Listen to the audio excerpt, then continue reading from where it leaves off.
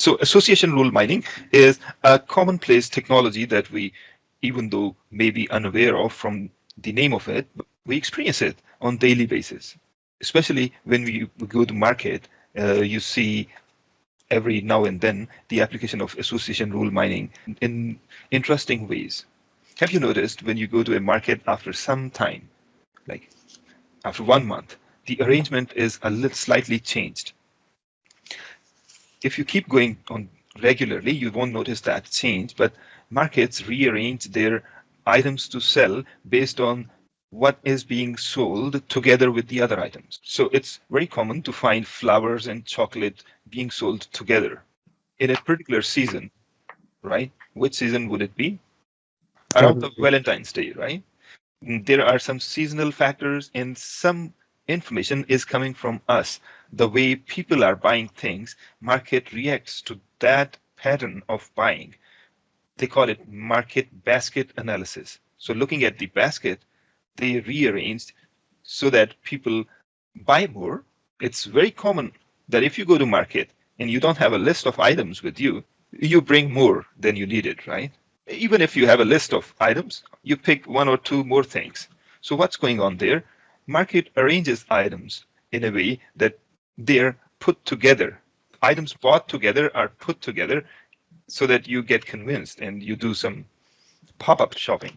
You also get special discounts on items that you don't need. How does market knows that you deserve a discount? For example, if you go buy a black pair of pants and you are checking out, you may get a discount on buying the belt with that pants. Why? Because market knows through association rule mining that people who buy a pair of pants also buy a belt with it. It's very obvious, but sometimes you get to see non-obvious links as well through association rule mining.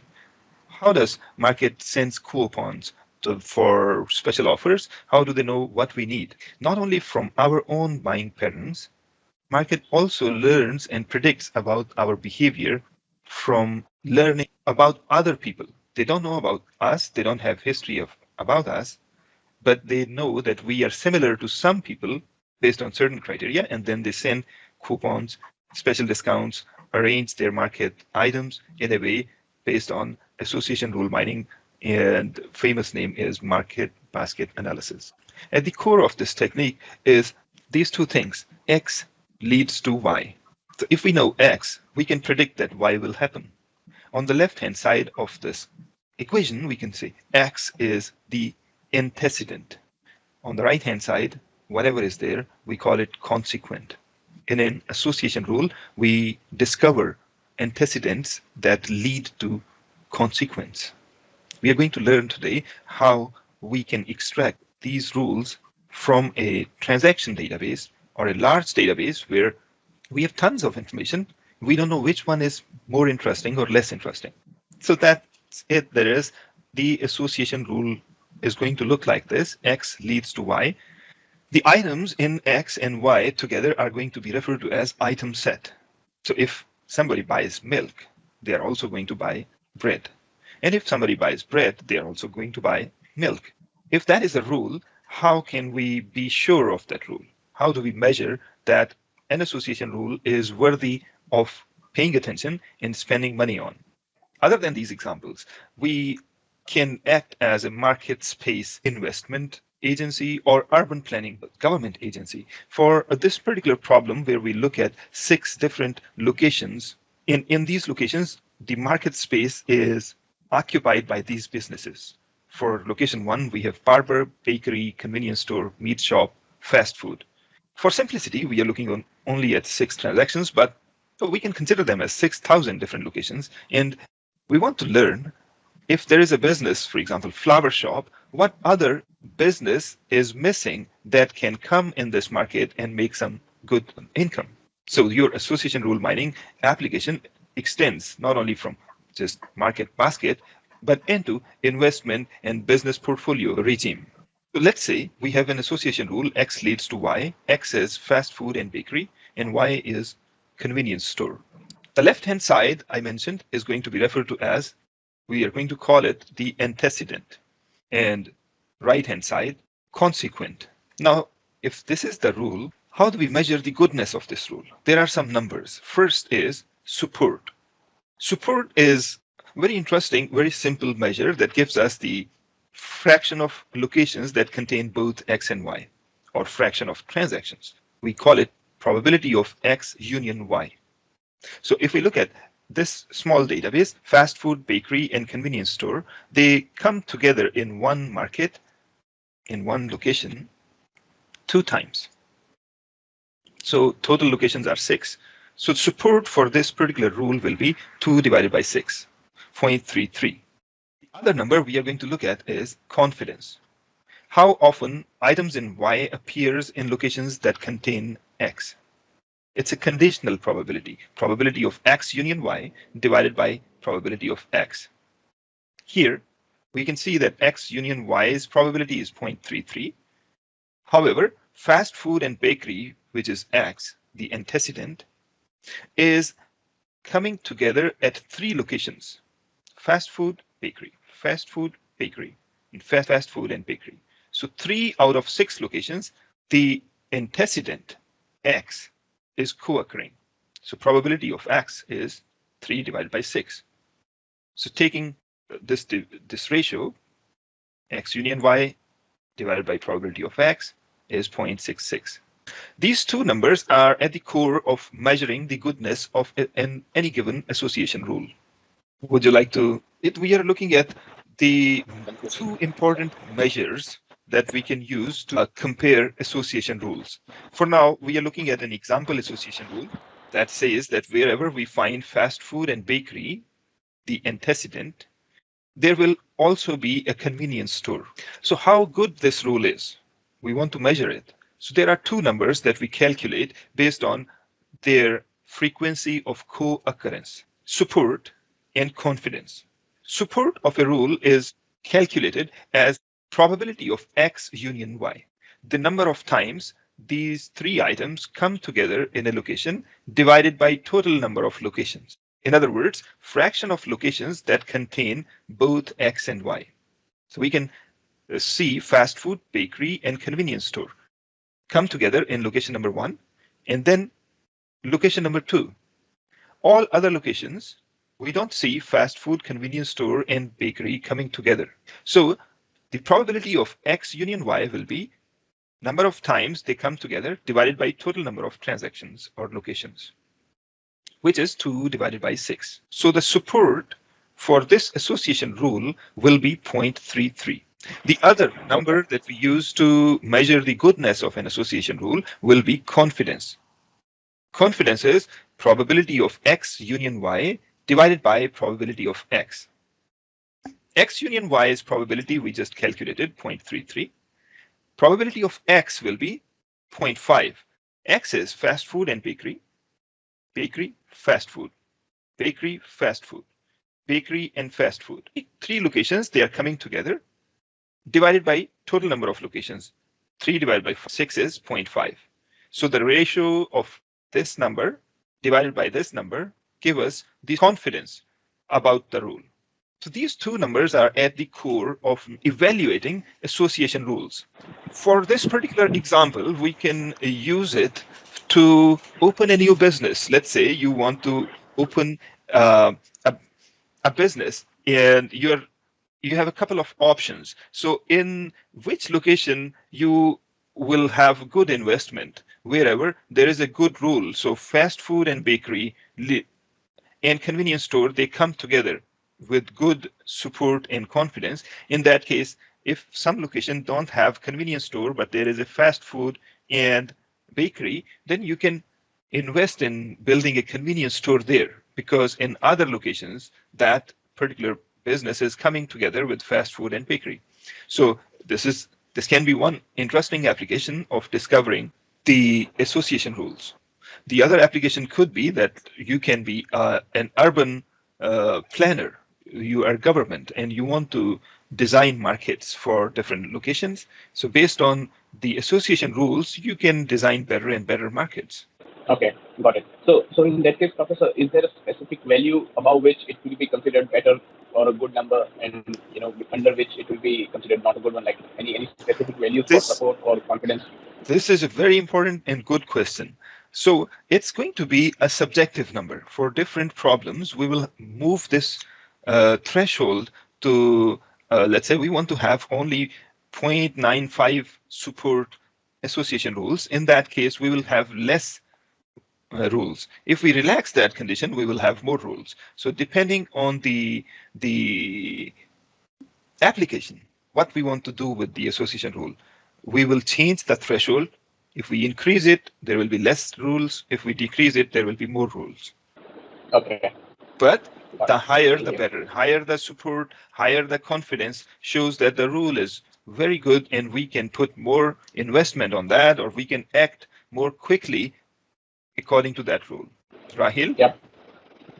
Yes, Professor. So my question is association rule mining, and is it an algorithm or it is just a logical technique?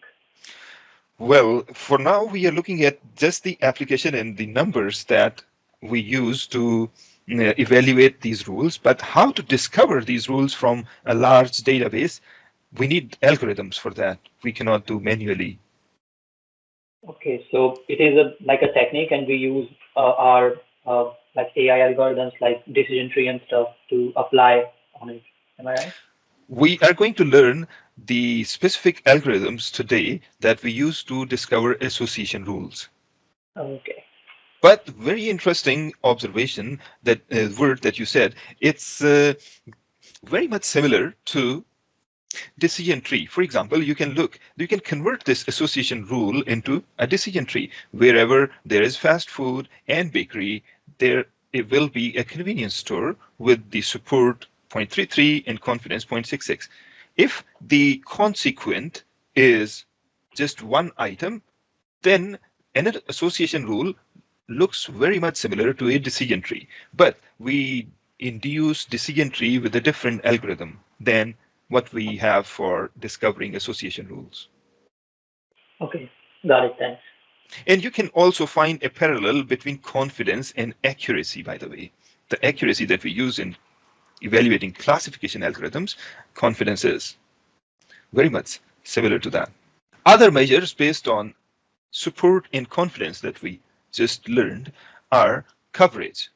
How many number of rules are there? So in X, we have some items. In Y, we can have some items.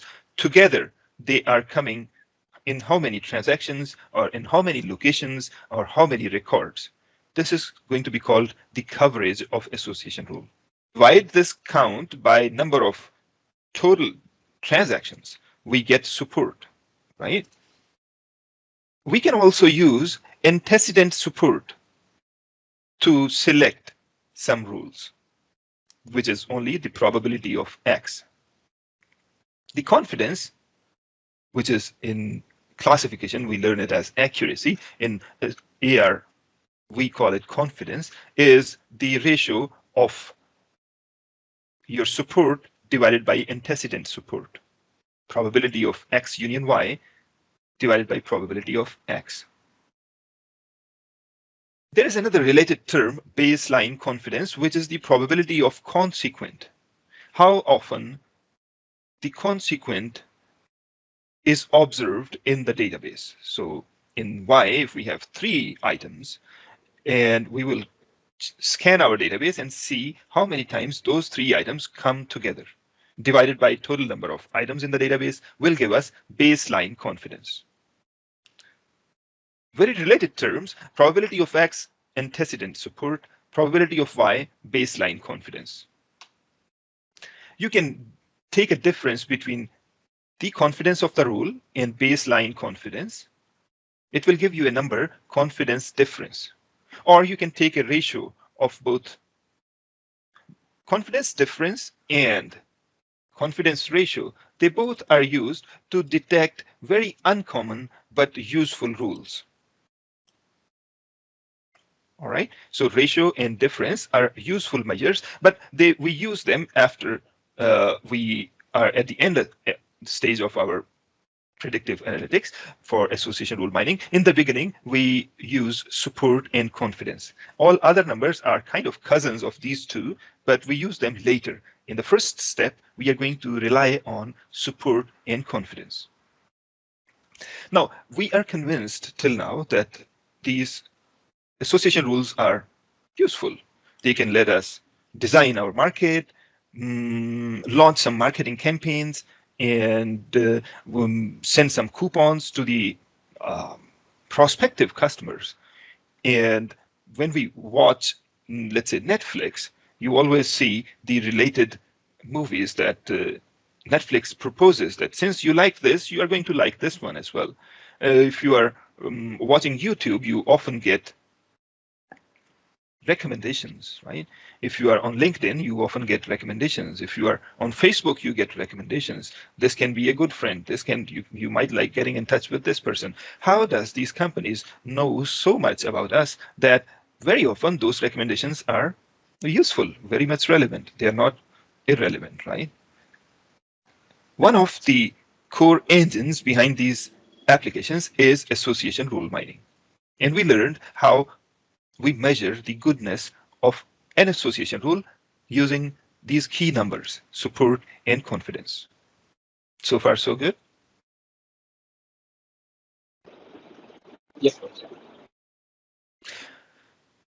In that case, if we are clear for and enough motivated, then we can look at an interesting aspect of these two numbers. The same database.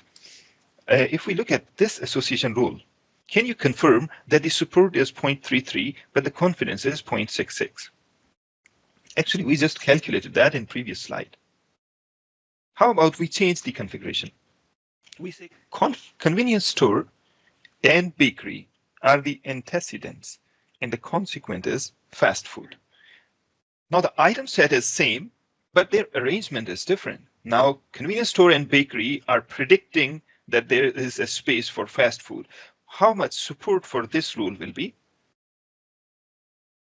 0.33. And confidence is not going to be 0.66 because why it is 0.5? Because the confidence is calculated based on probability of X union Y divided by probability of X. Now X is different here, convenience store and bakery. Convenience store and bakery are coming together differently than fast food and bakery. That affects confidence.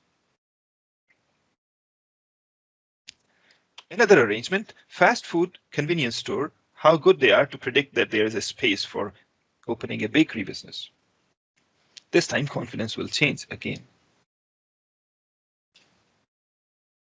Another and another. So you can look at the last association rule and can you explain why confidence is 1? Nishit? So let's say if we apply the formula, professor, probability of so it will be probability of X divided by probability of X. That's why it's 1.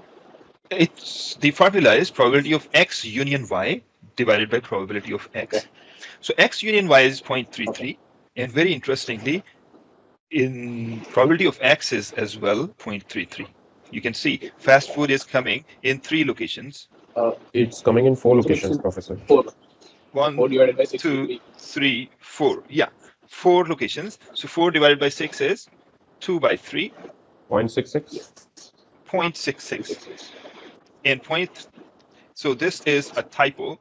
This is going to be a different number, 0.33 by 0.66. So it's going to be 0.33 number. So we now understand, and we found a mistake as well in the calculations here, how to calculate the support and confidence. But the items are same in each item set. Same number, same set of businesses, but if we change their configuration, the consequent is different, antecedent is different. In that case, observe that support and confidence can be different. And an association rule is kind of a binary division of the item set. So we divide it into 2. left part becomes antecedent, right part becomes consequent. And third, support can be same, but confidence can be different, right? So the purpose of support and confidence is to evaluate association rule, but they can play different roles and they can be different. So for all these rules, support is identical, 0.33, confidence is different. So therefore, when you try to select association rules out of 100 rules, you want to select best 10 rules, you can use different numbers for support and confidence. You can say, I want support 0.9, I want confidence 0.6, right? So both numbers need not to be same.